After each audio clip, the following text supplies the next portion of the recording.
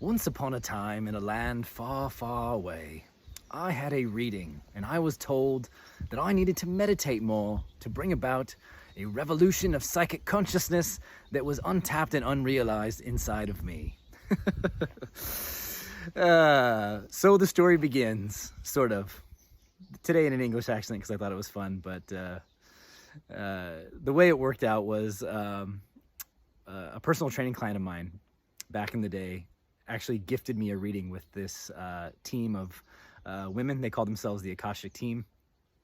And they did a reading for me, and they told me that I had untapped psychic potential and ability, and that I was being guided to meditate. And I told them, well, I do meditate. I meditate every day.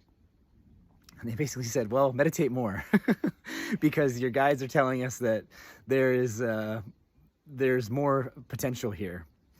So that was the first part of the message. And then because I had already been working with my guidance and been meditating quite a bit, I asked in my own meditation, I said, okay, so I got this message about more psychic potential, psychic ability inside of me and how to cultivate it, but I'm meditating, so what else do I have to do?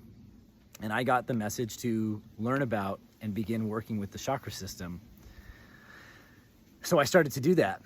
And as guidance would, as guidance usually is pretty on point, that's really what happened. I did the dive into chakras, did some, basic looking into what they were and how they work. But most importantly, I got into that process of meditating on them and investigating them and trying to figure out and discover and uncover, well, what are they and how are they connected, and kind of marrying what I was experiencing and feeling and sensing with the stuff I was reading and learning about the chakras. I was familiar with them because I've been, studying this kind of stuff for a long time. I've been introduced to Hinduism and some of the yogic philosophies earlier on. So there was some familiarity. And the word chakra comes from the Sanskrit term wheel or spinning wheel. It's loosely how it translates. So I began to work with these spinning wheels of energy. And in fact, I did unlock a tremendous amount of intuitive and psychic potential in me.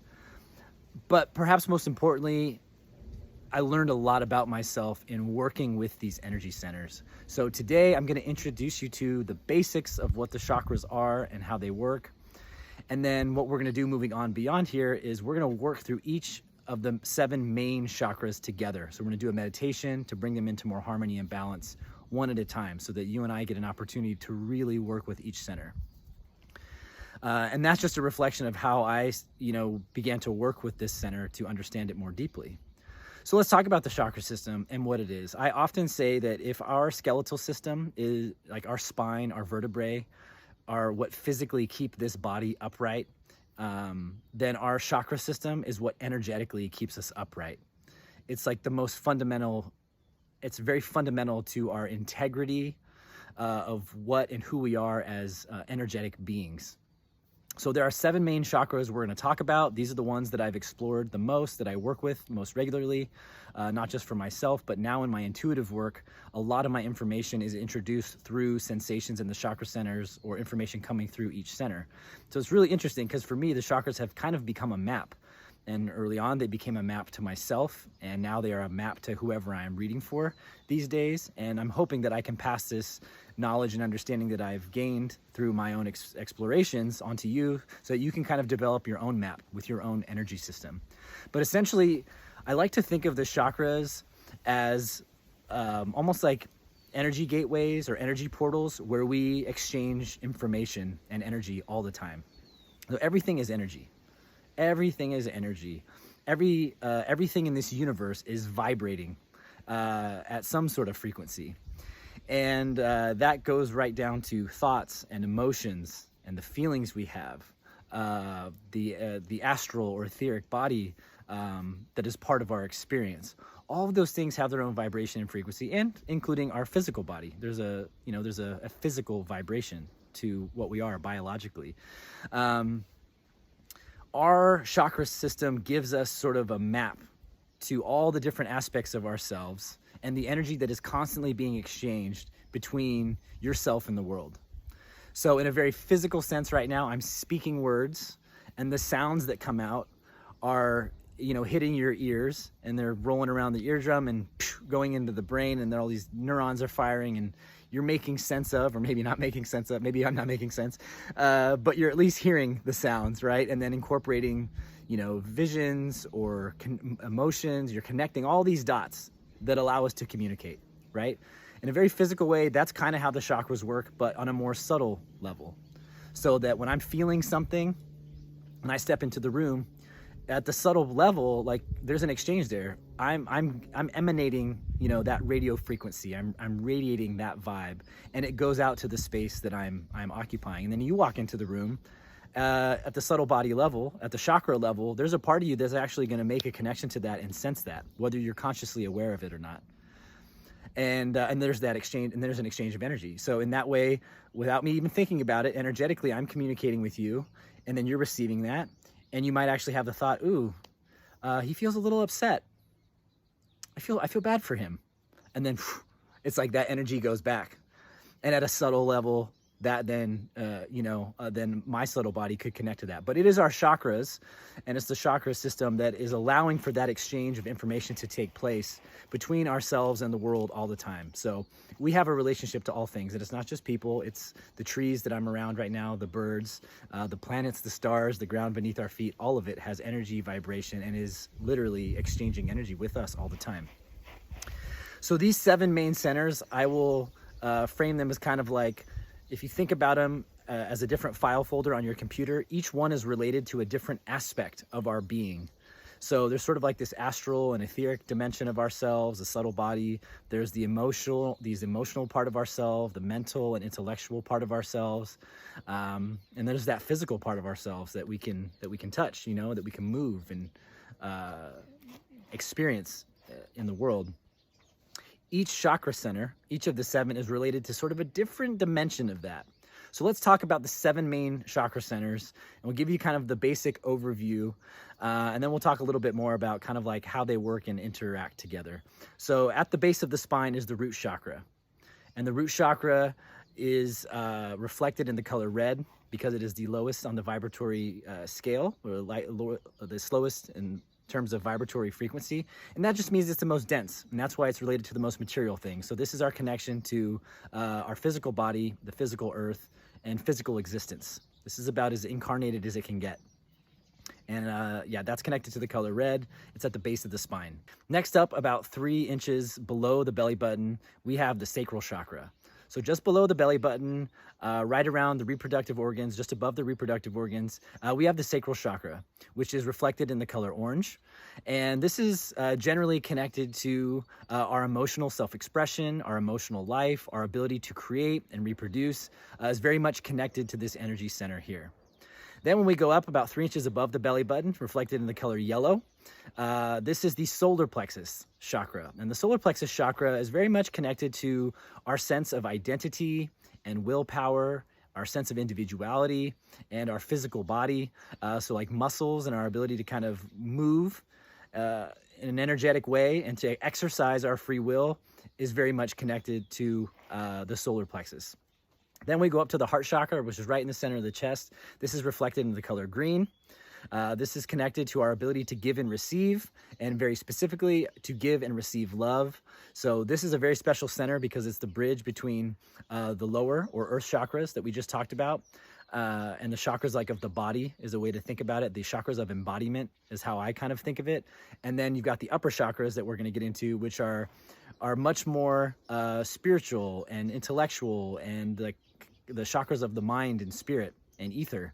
So the heart is really the bridge between those things. It's the place where almost like that energy integrates, and that spirit and mind and ether becomes incarnate and starts to move into the body to be expressed. But it's also connected to the giving and receiving of love, and also healing energy. So we think about healing hands. There's 2 little chakras in our hands actually connected to the heart that allow us to facilitate healing energy. Then we go up to the throat chakra. It's at the base of the neck, right at the center of the clavicle here, and that's usually reflected in a turquoise or blue colored light. And this is our communication center. This is our ability to speak, use our voice, to listen, to hear, our musical ability, ability to write, to listen, to teach, to speak, to lecture. that kind of energy is very much connected to the throat chakra. This is our communication center. So it's not just in a physical sense, but also in a spiritual sense. Our ability to hear, the voice of loving awareness, or our inner guidance, or our higher self comes in through that energy center. Then we have the third eye chakra. Almost everybody knows about the third eye chakra. It's very popular. And yes, this is our psychic center, but it's also our center connected to discernment, and being able to read between the lines, being able to see beyond the illusion, being able to see the truth of things. Justice, ethics are also connected to this third eye center. And then it is, of course, connected to like the physical eyes and the central nervous system and the brain. So those are some of the things that are connected to the third eye center, beyond just it being a psychic center, because that's what it's generally known as. It's also reflected in the color indigo or violet very often. And you're gonna kind of have to work with this in your own way and figure that out. I feel like sometimes the colors kind of shift on the spectrum, just depending on where we are and what day it is and how we're feeling, and how charged up and balanced these centers are. The other thing I want to mention is that I said that, this is like our psychic center, our center of intuition. In reality, all of the centers have intuitive information and intuitive senses, and we're not going to dive into that in this particular journey. That's more for the Be Still and Listen stuff that you'll find, the book that I've written there, and the subsequent course that has come with it. That's a whole different exploration, but each one of our centers have their own intuitive sense, their own intuitive information that allows us to really be a channel for loving awareness, and how to do that in a very creative and intelligent way. So it's not just the third eye center that talks about psychic ability. Technically, we've got psychic ability and psychic potential and awareness that actually works with each of the senses. So I just wanted to throw that in there as we talk about the third eye. And then we go to the crown chakra, very often reflected in the colors violet, purple, white, or gold. Again, this varies. This is varied on my journey. So you're gonna have to work with it in your own time and in your own way, and work on balancing it and seeing what energy appears for you. But all of the chakras that we've talked about, they kind of move on a spectrum based on, like I said, how balanced they are, how healthy we're feeling, that kind of stuff. So be open. There's a little bit of fluidity, I feel, and you'll learn that and kind of come to know that in your own experience. The crown chakra is our direct connection to source. It's our direct connection to our higher self, our sense of a connection to of God or the universe or the all that is, which doesn't just mean the universe and the stars and the cosmos, but also the ground beneath our feet and this earth. It's our connection to the everything that we are a part of. So very often, our spiritual beliefs, our philosophical and religious beliefs very much kind of govern and influence this energy center in a really big way. So those are the 7 main centers, and we're going to talk about each one in detail, and we're actually going to work through each one with a meditation to see what comes up. Now, one of the general things I want to talk about is when we're working with the chakras, what we're looking to do is to work towards harmony and balance between all the centers. So if you think about it, like if we tried to do, if you got a car, if you drive a car, you know that every once in a while you have to do an alignment, because if your car is out of alignment, the wheels, as you drive, the wheels kind of wear and tear in an awkward way. And that starts to make the car like drift a little bit, when you're driving. So sometimes you have to realign so that the tires, they kind of wear in an equal fashion, but also so that the car isn't just kind of like driving all over the place on its own because of this awkward wear and tear that's happening because things are out of alignment. That's one kind of mechanical example. Another one would be like in our body. For example, I've had 2 ankle surgeries. I tore the ATF ligament in my ankle, which is one of the main stabilizers. And I had to have 2 surgeries, one arthroscopic and another reconstructive surgery that took almost an entire year to get back to like 100% from that. Well, because of that, because it kind of changed my gait for a while, because I favored one leg over the other in that recovery process, well, there was a whole chain reaction from the ankle into the knees to the hips and then into the low back that I'm still very conscious of it. I still have to work through some of that misalignment that came from that injury, because the imbalance in the ankle, the lack of range of motion, the lack of flexibility and all that stuff created this tiny little, almost, minuscule imbalance that eventually worked its way into knee pain and back pain. So that's a way, another physical example of how alignment in one area kind of affects the chain. Well, when it comes to the chakras, it's very much the same. And we have to understand that physical, lived, direct experiences sort of shape the energy and the expression of these chakras. And I say the energy and the expression of because when we're harmonized and balanced and these chakras are kind of firing on all cylinders, it allows us to be our most authentic, inspired, creative self in the world. So there's an expressive dimension of this. If we're allowing energy to flow freely between us and the world, that's like we're in flow. We're literally in flow. We're sensitive to it. We're responsive to it. We kind of know how to, in the moment, creatively respond because we're clear. And there's this very, very sort of pure exchange of energy taking place. If I was going to say there's a goal, I hate to use language like that, but it's like, let's just call it, if there's a goal, our goal is to kind of purify these centers so that there's this really smooth, free-flowing exchange of energy taking place, not just between these levels and the world around us, but then each other at once, right? So that we're just kind of firing on all cylinders, we're in harmony and balance in an energetic sense. Well, when we have a direct lived experience that causes trauma in a particular center, well, this one experience, this one center that might be a little bit out of balance can still have an impact on the rest of the system. For example, let's say once upon a time, someone told me that I just wasn't enough. Actually, we'll go into my history. I was a child actor, and I've talked about this before, and I'll talk about it again. I was a child actor, and I've identified that was a very important experience. It was a great experience, but at the same time, there was some people pleasing and a feeling like I have to do things for validation. You know, people got to laugh, people got to like me. How come they didn't pick me this time? There's some energy around that definitely was sort of influenced by this experience. So once upon a time, I didn't feel like maybe I was enough, right? And that's in the solar plexus. That's very much connected to like our identity. And so like an energy imbalance here might cause me to then overcompensate in other ways. This is a very real thing. So up in my heart center, in my center of giving, because this is a little out of balance and I'm kind of trying to keep the system balanced, kind of like those tires that are wobbling funny. Well, I kind of would get into the habit of overgiving, oversharing. And it was like so much energy going out here in hopes that what would come back to me is more validation, more approval, more acceptance that would then fill this energy center. But the thing is that that is an imbalance because this energy center wasn't just balanced and whole all by itself. I was trying to do something to get something, you know, so there's like a dependency almost, right? What we're doing on an energetic level is trying to make ourselves kind of energetically self-sufficient, making ourselves energetically whole, energetically balanced, so that we're not necessarily in a position of doing and being in the world to get approval or validation or to try and like balance ourselves out in a dependent way. We're just energetically kind of self-sufficient and expressing in a very pure and authentic way. Does that make sense? And I'm not saying this is a perfect science and this is exactly how it works. Of course there's give and take and exchange, and there's interconnectedness, there's interdependency in a way.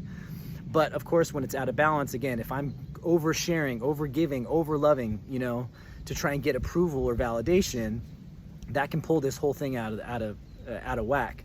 And that's where we find, you know, more balance is needed, or more trauma might even kind of ensue. Or different experiences, and it doesn't allow us to be kind of an energetically, spiritually self-sufficient being. So that's just like a little example about how an energy system, like an energy imbalance in one area, could impact how we express, or how another, you know, part of ourselves is expressed or works, and in an imbalanced way. All right. What we want to do, like I said, is work with each center to kind of bring ourselves into balance so that we're firing kind of on all cylinders, that there's awareness. And that's a really important part about working with our chakras, is a lot of it is about awareness. And that was the most beautiful thing I uncovered in beginning to work with these centers. It was like working through each center and kind of identifying those experiences that shaped how stable, balanced, harmonized I was in each center, but also then the kind of the perceptions. So that's something I wanted to touch on, is direct experience can cause imbalances. So yes, there's trauma, there's instabilities, there's insecurities. There are things that we can experience and things that might happen to us, or experiences we have that are going to shape sort of how cleanly each energy exchange is allowed to take place. On the other hand, if we have a psychological view or a perspective that also sort of, for lack of a better term, distorts maybe the energy that comes in, this too can cause imbalances. So let's go back to even my example. I had an experience that made me feel like I had to do something for validation and approval. In reality, in a spiritual sense, there's nothing I have to do for validation and approval, because I'm kind of whole and balanced for being exactly who and what I am. So then that direct experience turned into an idea and a belief that I played out for a long time, that I had to work through, so that when I would get into and then this could be work stuff, it could be friendship, it could be relationship, it could be family stuff, I am telling myself there's a psychological perspective that's saying, that is processing the energy being exchanged between myself and another through that lens of, ooh, I'm not enough, I got to do something more for approval, I got to do something more to be loved, I got to do something more to be validated.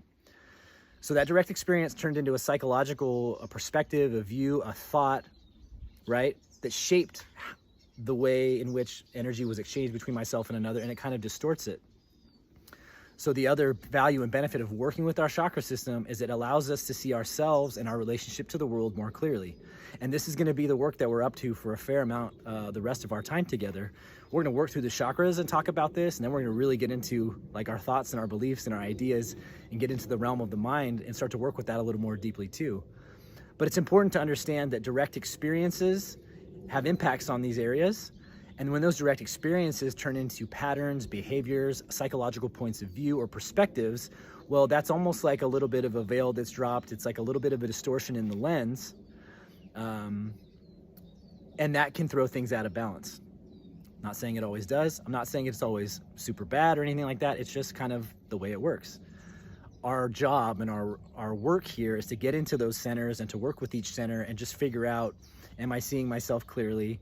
Am I creating a clear enough space here to allow a free flowing and honest and authentic exchange of energy to take place between myself and the world? And so that way we move into a very honest relationship with the world and with ourselves. So this is really exciting work. This has been a game changer for me. It changed my self-awareness. It deepened my self-awareness.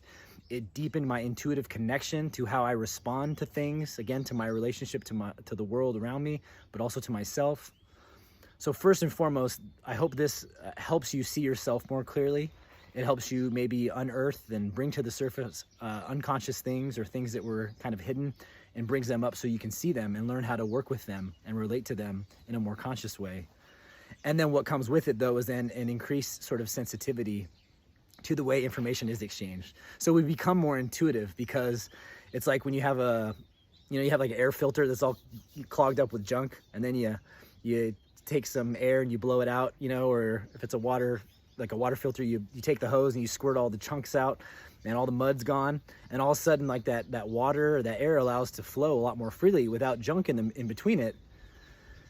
Well, we're a little more sensitive intuitively to the information that's being exchanged in the right here and now. We're liberated in a sense from traumas or past experiences or psychological distortions that might be creating a bit of an illusion or a block or a distortion around the energy as it really is being exchanged between ourselves and the world. Does that make sense? This is super exciting work to me. I love it. So that's the introduction to the chakras. And I hope that gives you a little bit of an overview energetically of the work that we're up to here and how it works. And then hopefully through your own investigation, and we're going to work through each chakra together, hopefully through those experiences, you start to get your own intuitive sense about how it feels and how it works. But this has been life-changing for me. It's been a vital piece of deepening my understanding about myself and my relationship to the world. And it's also unlocked this whole journey that we're on, this work that I do where I intuitively work with folks and bring guidance through. All that has been an outgrowth and an extension of me working on clearing these channels and clearing up my energy field.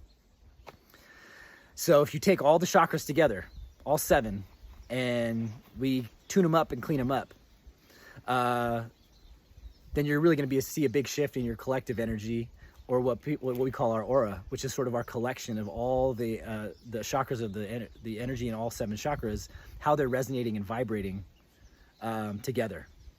So we talk about auras.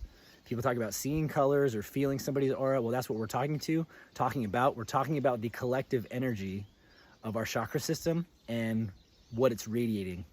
You know, what programming, what vibe it's sending is 100% connected to the energy, the harmony, the balance, or the lack of in each of these 7 centers. So much. It's a lot, but it's going to be helpful. I have an instinct.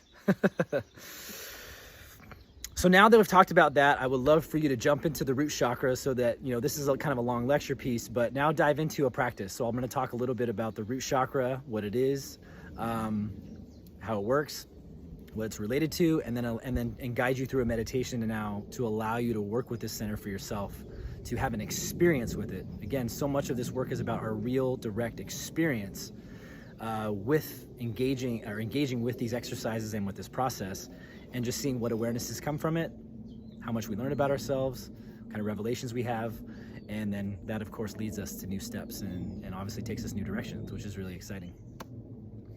So when you're ready, click into the next section right away. Well, I shouldn't say when you're ready, do it right away.